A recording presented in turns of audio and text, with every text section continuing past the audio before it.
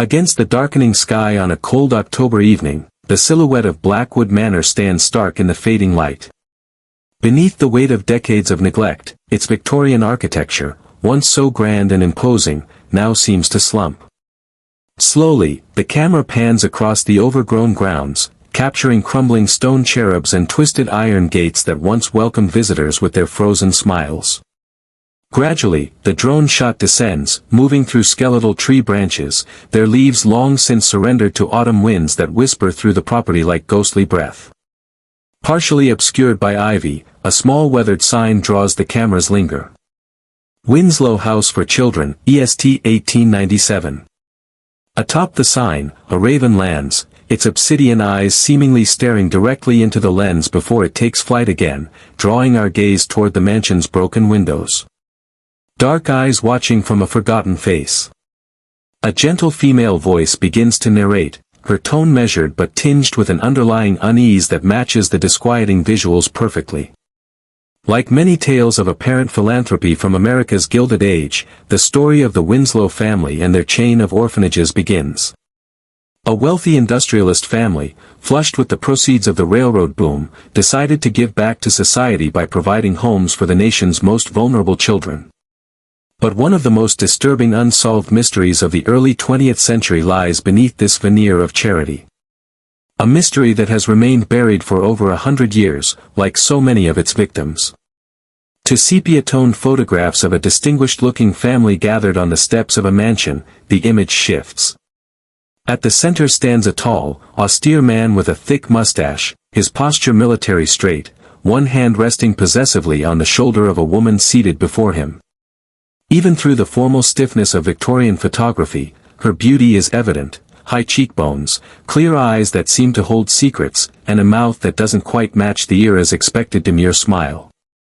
Arranged around them like chess pieces on a board controlled by invisible hands stand three children in formal attire. As documents showing stock certificates and newspaper clippings about railway expansions appear on screen, the narrator continues.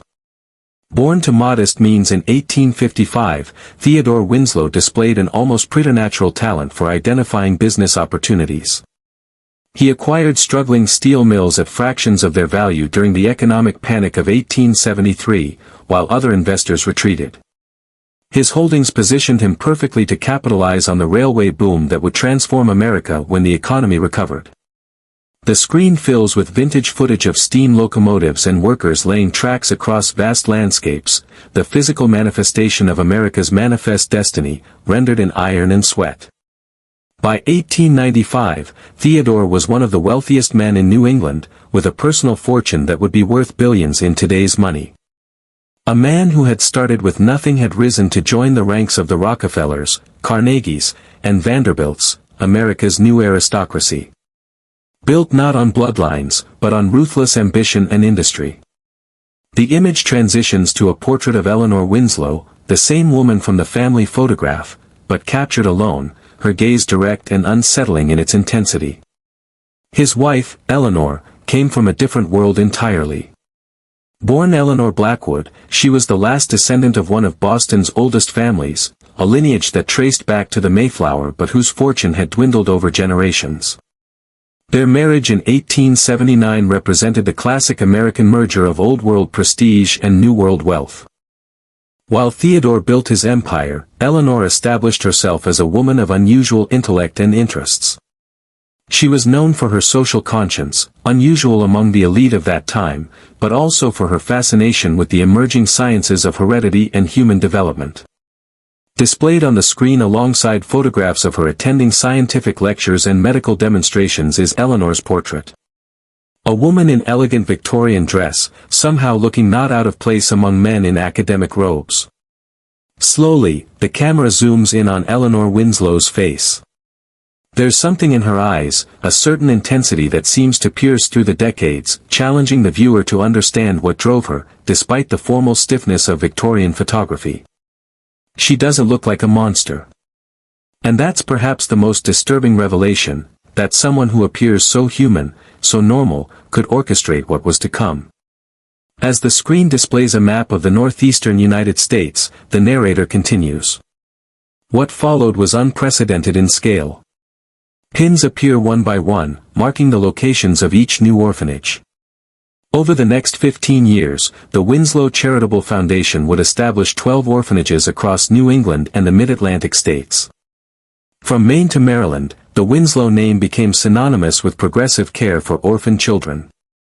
The camera pans across architects' renderings and construction photographs showing the building of each institution, imposing structures of brick and stone rising from cleared land, hundreds of workers swarming over scaffolding. The Winslow fortune made manifest in mortar and stone. Each facility was lavishly funded, architecturally impressive, and staffed by professionals hand-picked by the Winslows themselves.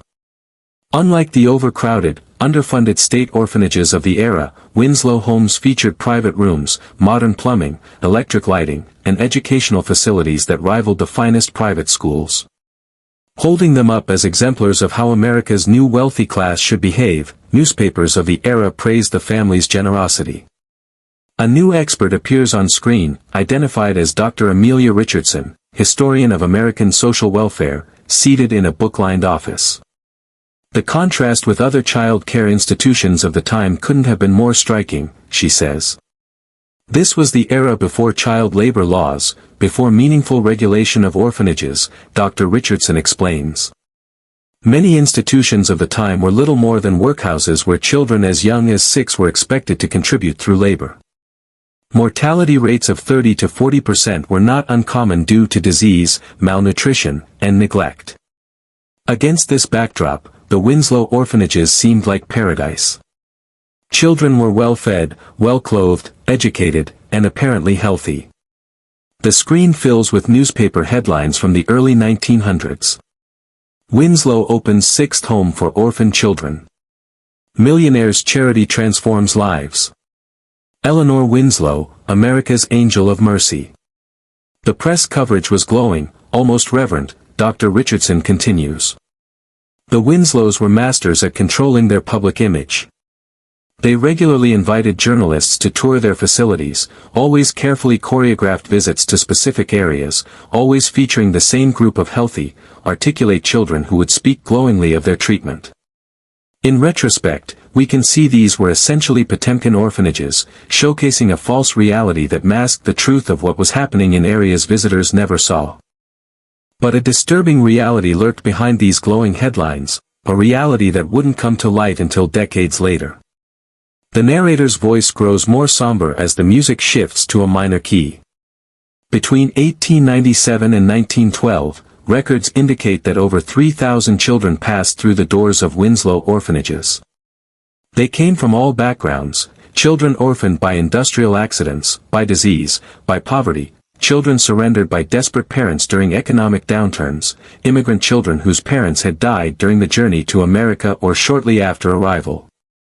The screen shows intake photographs, row after row of solemn young faces, each with a number pinned to their clothing, their expressions ranging from fear to resignation to defiance. Her voice now barely above a whisper, the narrator continues. Of those 3,000 children, not a single one can be definitively traced after entering the system. The music shifts, growing tense and discordant as the screen freezes on the children's faces. Each photograph slowly fades to black one by one until the screen is dark. No adoption records, no death certificates, no census entries, no marriage licenses, no military service records, no property deeds, nothing. It's as if these 3,000 children simply vanished. The darkness gives way to a modern-day shot of an elderly woman seated in a comfortable living room, surrounded by books, papers, and a laptop computer. Silver hair frames a face lined with age but animated by intelligence and intensity. A caption identifies her as Dr. Margaret Holbrook, historian, author of America's Missing, The Winslow Orphanage Mystery. The scope of this disappearance is what makes it so extraordinary, Dr. Holbrook explains, leaning forward with intensity. We're not talking about a few missing records or clerical errors. We're not talking about children who fell through administrative cracks or who changed their names and couldn't be traced. We're talking about thousands of children who entered these institutions and then vanished completely from the historical record. She rises and walks to a wall covered in photographs and documents, her research laid bare in a visual web of connections and questions. "I've spent 30 years studying historical disappearances and unexplained events," she continues, gesturing to the wall. "The closest parallel might be the lost colony of Roanoke, but that involved only about 115 people. Nothing on this scale has been documented before or since in American history. And what makes it even more remarkable is how thoroughly these disappearances were concealed from public awareness for over a century." Dr. Holbrook picks up a photograph of a young boy, perhaps 7 or 8 years old, in early 20th century clothing. This is Robert Campbell, admitted to the Winslow home in Portland, Maine in 1902. He was orphaned after his parents died in a factory fire. His intake records note that he was in excellent health, scored above average on educational assessments, and was described as good-natured and compliant. 6 months after this photograph was taken, he was recorded as having been transferred to another facility for specialized education, a common notation in Winslow records. No such transfer can be verified. No further record of Robert Campbell exists anywhere. She replaces the photograph and picks up another, a teenage girl with serious eyes. Catherine Donovan, age 14, admitted in 1905. Parents died of tuberculosis, noted as exceptionally intelligent and suitable for advanced studies. Disappeared 8 weeks after admission. Alice Jenkins, age 6, admitted 1908, she continues, each photograph representing another lost child, another life erased from history. The scene transitions to a small town library where a middle-aged man with glasses carefully handles old leather-bound record books in a climate-controlled room. The space is filled with filing cabinets and archival boxes, a repository of local history preserved with evident care. James Porter, Millfield Historical Society, the caption reads as the man looks up from his work. What makes this case so frustrating is how meticulous the initial documentation was, Porter says, turning pages of neat handwritten entries. Every child who entered a Winslow orphanage was photographed, measured, and had their biographical details recorded in extraordinary detail, their names, birthplaces, circumstances of their orphaning, medical histories, educational assessments, all preserved with remarkable care. He points to specific entries, precise handwriting documenting heights, weights, vaccination records, dental examinations, even cranial measurements alongside the personal histories of each child. The level of detail goes far beyond what was standard practice for orphanages of the era, he continues. It resembles scientific documentation more than social welfare record-keeping. Each child was assigned a unique identification number that followed them through the system. They were regularly examined and assessed with detailed notes on their physical and mental development. And then, nothing. No records of where they went afterward. Porter carefully closes the book and removes his glasses, polishing them thoughtfully before continuing. In normal circumstances, there would be discharge records, adoptions, transfers to other institutions, employment placements for older children, or death certificates for those who succumbed to illness. Every child would have a documented outcome. But in the Winslow system, these records simply stop. It's as if they created this elaborate system to track these children for some purpose other than their welfare. And once that purpose was fulfilled, the children ceased to matter. The camera pans across rows of these intake records, each containing photographs and personal details of children aged from infancy to adolescence. Page after page of lives documented and then abandoned. The narrator continues, the mystery might have remained buried forever if not for one determined genealogist's search for her great-grandfather in 2010. Catherine Reeves was tracing her family history when she discovered that her great-grandfather, William Reeves, had been placed in the Winslow Home for Boys in Philadelphia in 1903 at age 7. But despite extensive searching, she could find no record of what happened to him after his admission. This led her to connect with other genealogists and historians who soon uncovered the same pattern across all 12 Winslow institutions. The scene shifts to a middle-aged woman with auburn hair seated at a computer surrounded by family photographs and documents. Catherine Reeves, genealogist, the caption identifies her. I just wanted to know what happened to my great-grandfather, she says, her voice thick with emotion. I never expected to uncover something of this magnitude. The more I looked, the more I realized that every child who went into these orphanages simply disappeared from record. It defies explanation. The screen transitions to show a map of the northeastern United States with 12 points illuminated to show the locations of the Winslow orphanages stretching from Maine to Maryland. To understand this mystery, we need to examine the Winslow family more closely, the narrator continues. Theodore and Eleanor had 3 children, Frederick, the eldest, born in 1880, Victoria, born in 1883, and Charles, the youngest, born in 1885. Formal portraits of each child appear on screen as they're mentioned. By all accounts, they were raised in extraordinary privilege, educated by private tutors before attending prestigious universities. Frederick studied at Harvard, Victoria at Radcliffe, one of the few institutions offering higher education to women at that time, and Charles at Yale. They were being groomed to take over not just the family's business interests, but also their charitable foundation. The scene shifts to another historian, a younger man standing in front of an imposing university building. Dr. Robert Chen, professor of American history, Harvard University, reads the caption. What's particularly interesting about the Winslow children is how completely they embraced their parents' philanthropic mission, Dr. Chen explains. In an era when many wealthy heirs were known primarily for their extravagance and social escapades, the younger Winslows were actively involved in the orphanages. There are numerous accounts of them visiting the institutions, overseeing operations, even personally interviewing potential staff members. This wasn't charity at arm's length. The camera pans across photographs showing well-dressed young adults, presumably the Winslow children, interacting with groups of orphans in formal settings. The first hint that something might be amiss came in 1908, the narrator continues as the scene shifts to show a yellowed newspaper clipping. A local doctor in Baltimore near the site of one of the orphanages wrote a letter to the health department expressing concern about the number of children he was told had died of tuberculosis at the Winslow home. Dr. James Morrison requested an inspection, noting that the reported mortality rate seemed unusually high. The camera zooms in on a paragraph in the letter, having been informed of no fewer than 14 deaths in the past month alone. A figure which strikes me as statistically improbable, even accounting for the present epidemic. What happened next, the narrator says, set a pattern that would repeat whenever questions arose about the Winslow orphanages. Within 2 weeks of sending his letter, Dr. Morrison received a visit from Charles Winslow himself, accompanied by 2 representatives from the Baltimore Health Department. They presented him with detailed medical records documenting each case, complete with death certificates signed by the orphanage's resident physician, Dr. Edwin Porter. The screen shows replicas of these medical records and death certificates, all bearing the same physician's signature.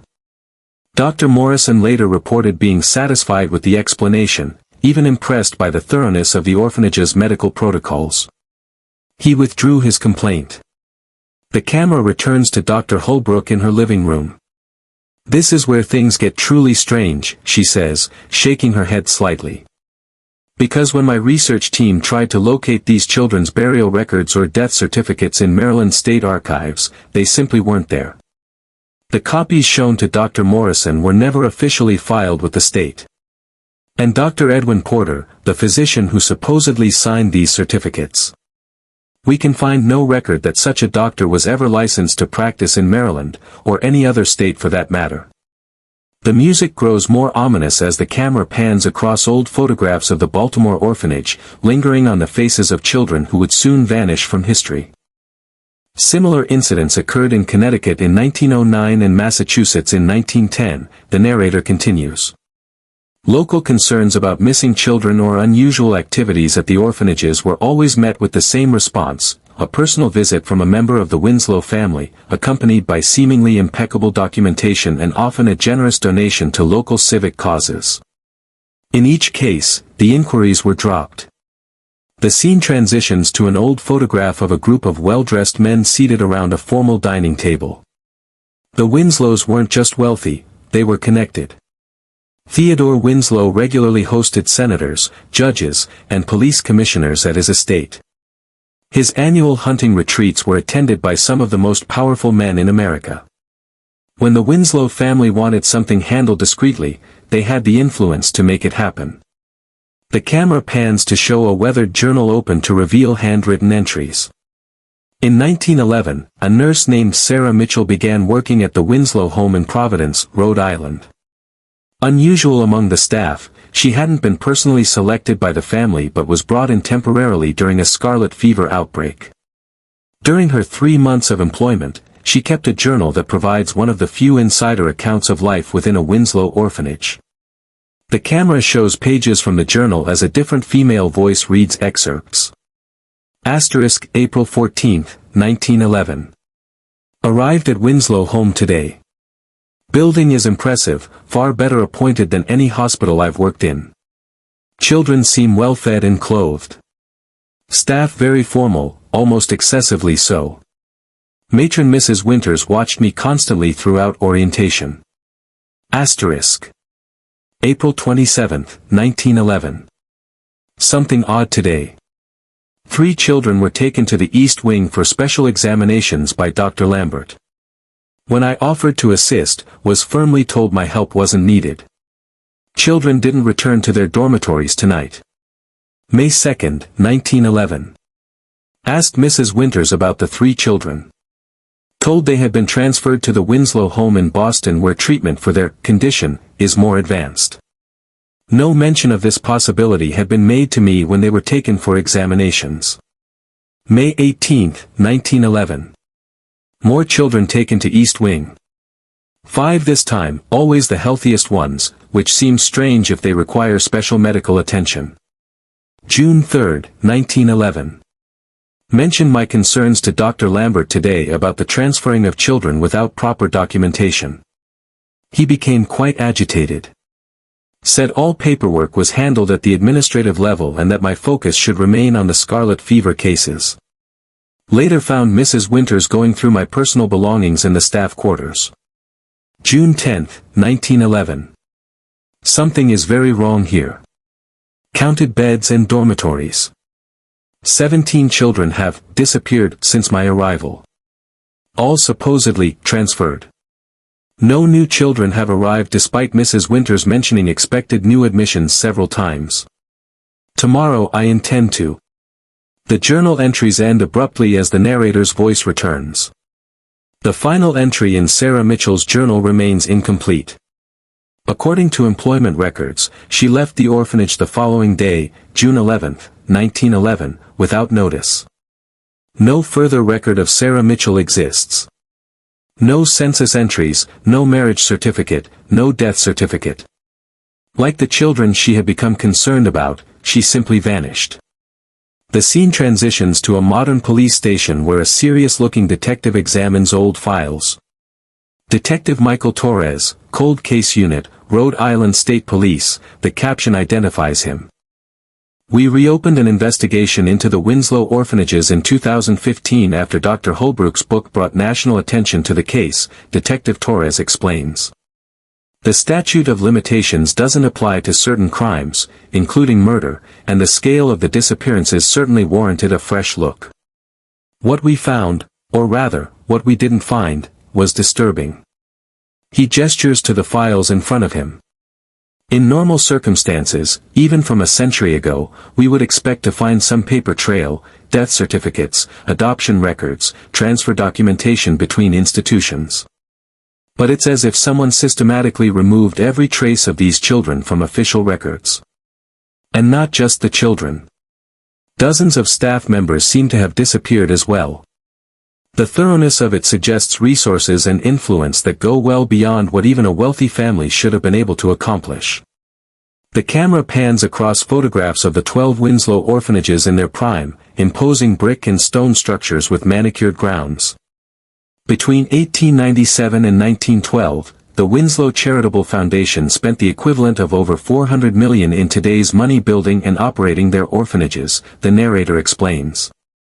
An astronomical sum for charitable work in that era. Where did all that money really go? And what actually happened within those walls? The scene shifts to show architectural plans and blueprints of the orphanages. One disturbing clue comes from examining the original architectural plans for the orphanages, the narrator continues. In 2017, a research team from Boston University managed to locate the complete blueprints for 5 of the 12 institutions. What they found has disturbing implications. The camera zooms in on sections of the blueprints as a new expert begins to speak. Dr. Elena Vasquez, architectural historian, Boston University, the caption reads. These buildings were designed with features that seem puzzling for orphanages, Dr. Vasquez explains, pointing to specific areas of the blueprints. Extensive basement levels with unusual reinforcement, separate water and electrical systems for different wings, oversized furnace rooms, and, in 3 of the 5 sets of plans we examined, there were hidden passages connecting the administrative areas to the children's dormitories, passages not visible from the main corridors. She looks directly at the camera, her expression grave. Most concerning were the modifications made to the original designs.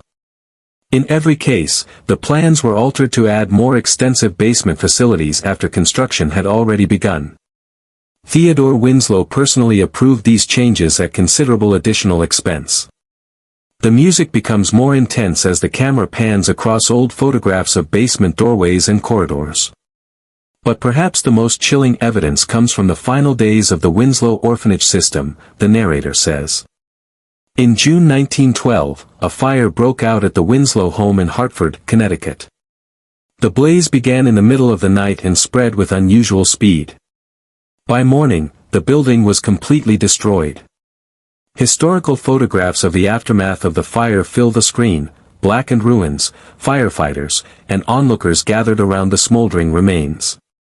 Official reports listed 17 casualties, 12 children and 5 staff members.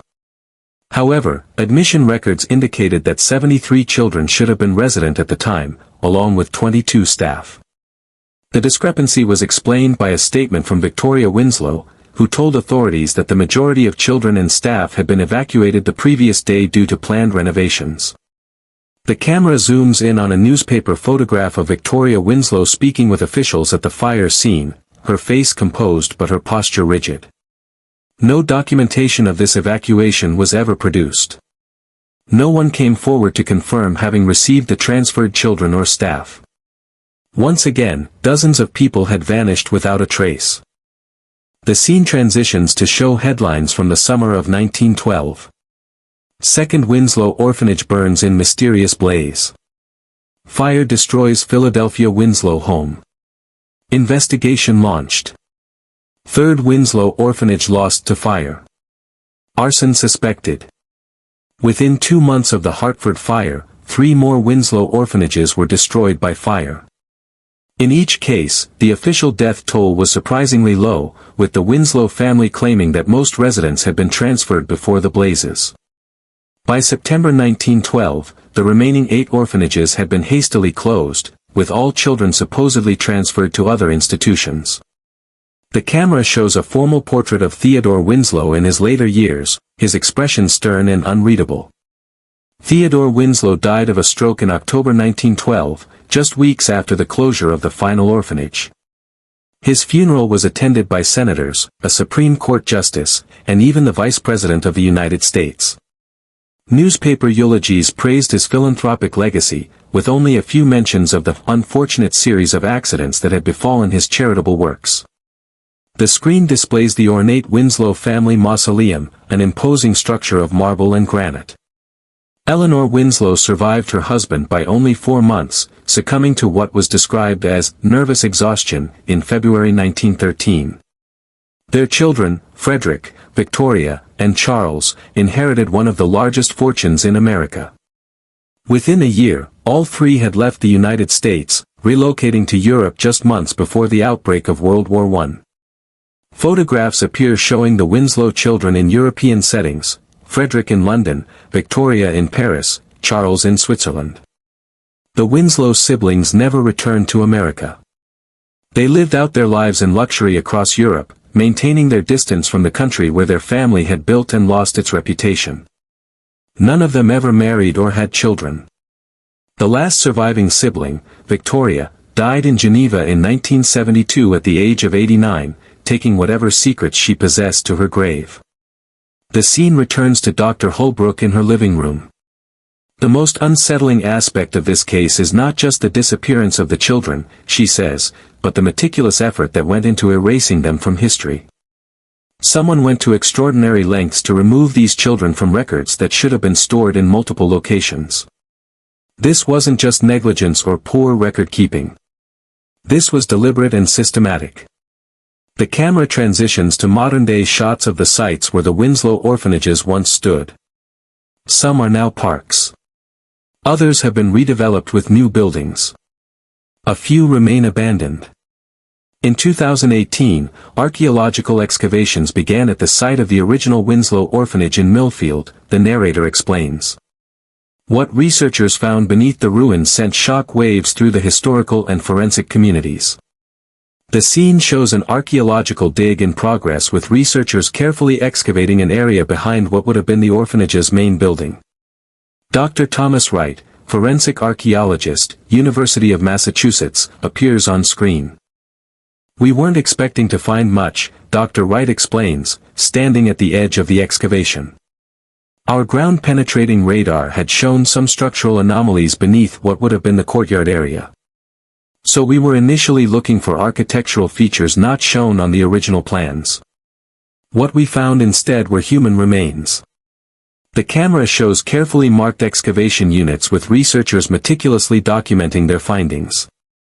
To date, we've recovered the remains of 47 individuals from this site alone, Dr. Wright continues, his expression grave.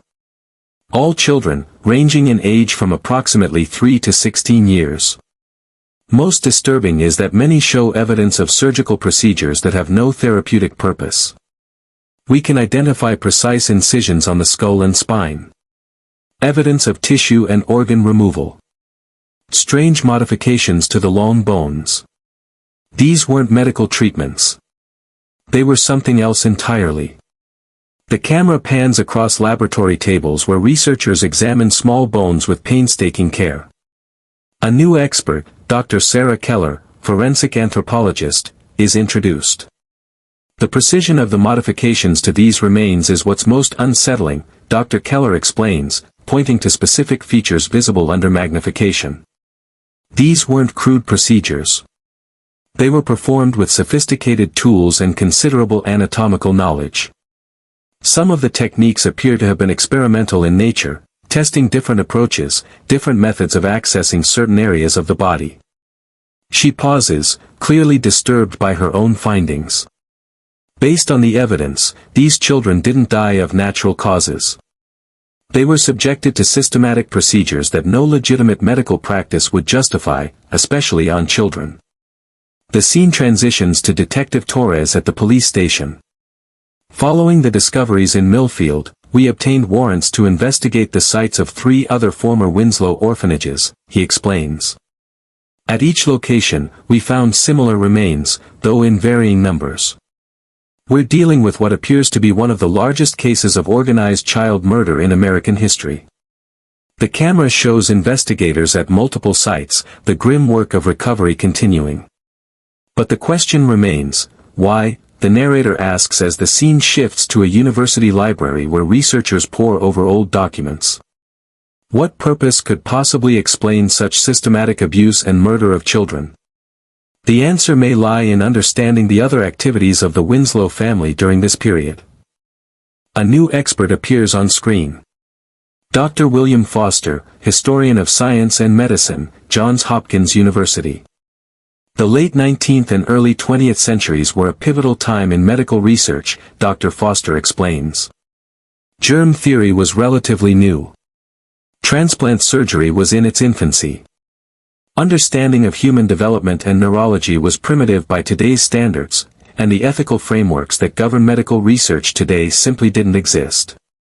He gestures to medical textbooks and journals from the era. What we do know is that Theodore Winslow, despite his public persona as a businessman and philanthropist, had a deep interest in medical research. He donated extensively to medical schools and research institutes. And most tellingly, in 1895, 2 years before opening his first orphanage, he established the Winslow Institute for Advanced Biological Studies, a private research facility staffed by physicians and scientists recruited from around the world. The camera shows photographs of an elegant stone building surrounded by manicured grounds, with a group of serious-looking men in formal attire standing on its steps. The Winslow Institute operated with virtually no oversight, Dr. Foster continues. Its work was never published in mainstream medical journals. Its researchers never participated in scientific conferences, yet it consumed enormous amounts of funding and employed dozens of specialists who effectively disappeared from the scientific community once they joined the institute. The scene transitions back to Dr. Holbrook. When you put these pieces together, the orphanages collecting thousands of children, the disappearance of those children, the Winslow Institute conducting secretive research, and now the discovery of remains showing evidence of surgical experimentation, a horrifying picture emerges, she says. These orphanages weren't charitable institutions. They were providing human subjects for experimentation on an industrial scale. The music grows more somber as the camera pans across photographs of the orphan children, their faces solemn, their fates now becoming clear. But even this grim conclusion doesn't explain the full scope of what we found, the narrator continues. The number of remains discovered at the orphanage sites accounts for only a small percentage of the children who disappeared. What happened to the rest? The scene shifts to another expert, Dr. Rebecca Cohen, medical historian, Yale University. There's a disturbing possibility that emerges from the fragmentary records we've managed to recover from the Winslow Institute, Dr. Cohen explains. It appears they were particularly interested in tissue compatibility and rejection, fundamental concepts in transplant medicine, but decades before the first successful human organ transplants were performed. She gestures to diagrams and notes recovered from the Institute's archives. The patterns we're seeing suggest they were conducting extensive testing to identify compatible donors among the orphanage children, essentially treating them as a living tissue bank. The most disturbing implication is that they may have been harvesting organs and tissues for transplantation into wealthy patients. The camera zooms in on a partial document that mentions successful integration of donor tissue and extended survival of recipient. The technology for successful organ transplantation didn't exist at that time, Dr. Cohen continues. But that doesn't mean they weren't trying. And given the resources at their disposal, they may have made advances that weren't shared with the wider medical community. Advances built on unthinkable suffering. The scene transitions to show elegant homes and social gatherings of the wealthy elite of the early 1900s. During this same period, the Winslow's social circle included some of the wealthiest and most powerful people in America and Europe, the narrator explains. Aging industrialists, aristocrats with family fortunes, politicians at the twilight of their careers, many of whom would have had a keen interest in extending their lives or treating conditions that medicine of the day couldn't address. The camera pans across photographs of lavish parties at the Winslow estate, the guests elderly but expensively dressed, their expressions suggesting privilege and entitlement. Records indicate that the Winslow Institute maintained private treatment rooms in a separate wing, the narrator continues. Visitors would arrive discreetly, stay for periods ranging from days to weeks, and leave with no public record of their visit. Among the Institute's visitors were at least 3 senators, a governor, several European nobles, and numerous business leaders, all aging, all wealthy, all willing to pay handsomely for treatments they couldn't receive elsewhere. Detective Torres appears again, looking troubled. We found financial records suggesting payments to the Winslow Foundation that far exceed normal charitable donations, he explains. Some individuals made contributions of what would today be millions of dollars, often coinciding with their visits to the Institute. These weren't donations. They were payments for services rendered. The scene shows researchers examining ledgers and financial documents. The scale of this operation was extraordinary, the narrator says. Thousands of children processed through the orphanages. Hundreds of staff members involved at various levels. Dozens of wealthy clients receiving experimental treatments. All of it hidden behind a facade of philanthropy that fooled an entire nation for 15 years. Dr. Holbrook returns to the screen. What makes this case so important to understand, beyond the sheer horror of it, is how it illuminates the darkest possibilities of wealth and power operating without accountability, she says. The Winslows created a system where children, society's most vulnerable members, could be exploited, experimented upon, and disposed of without consequence. And they nearly got away with it completely. The camera returns to the archaeological excavation in Millfield, where work continues as researchers uncover more remains. In 2023, the investigation expanded to include the grounds of the former Winslow estate, the narrator explains. Using ground-penetrating radar and cadaver dogs, investigators identified multiple areas of interest across the 200-acre property. The screen shows teams working methodically across wooded grounds, marking areas for excavation. What they found suggests that the estate itself may have been the final destination for many of the missing children. The narrator continues as the camera shows forensic teams carefully excavating a large area. To date, investigators have recovered the remains of over 300 individuals buried in unmarked graves on the property, most of them children, but also including adults who may have been orphanage staff members. Detective Torres appears again, standing at the edge of the excavation site. This is now officially the largest mass grave discovered in modern American history, he says, his voice tight with controlled emotion. And based on the radar surveys, we've only excavated about 20% of the potential burial areas on the property. The final count could be in the thousands. The scene transitions to a laboratory where researchers examine recovered artifacts, small personal items found with the remains. A new expert, Dr. Jennifer Oakes, forensic scientist, is introduced. We're finding personal effects with some of the remains, hair clips, buttons, occasionally jewelry or religious medals, Dr. Oakes explains, showing several small items carefully preserved in evidence containers. We're hoping these might help us identify some of the victims, especially when combined with DNA analysis and the detailed intake records from the orphanages. The camera shows a team working with computers and laboratory equipment. The identification effort is the largest of its kind ever undertaken, the narrator explains. Using advanced DNA techniques, researchers are attempting to match the remains with potential descendants of the missing children's families, a challenging task given that most of these children were orphans with few known relatives. The scene shifts to Catherine Reeves, the genealogist who first began investigating the disappearances.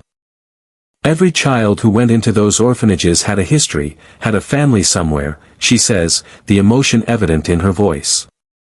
Even if their parents were dead, many had siblings, cousins, aunts, and uncles who lost track of them. Each one of these children represents a branch of a family tree that was violently cut short. By identifying them, we're not just solving a historical mystery. We're restoring connections that were severed a century ago.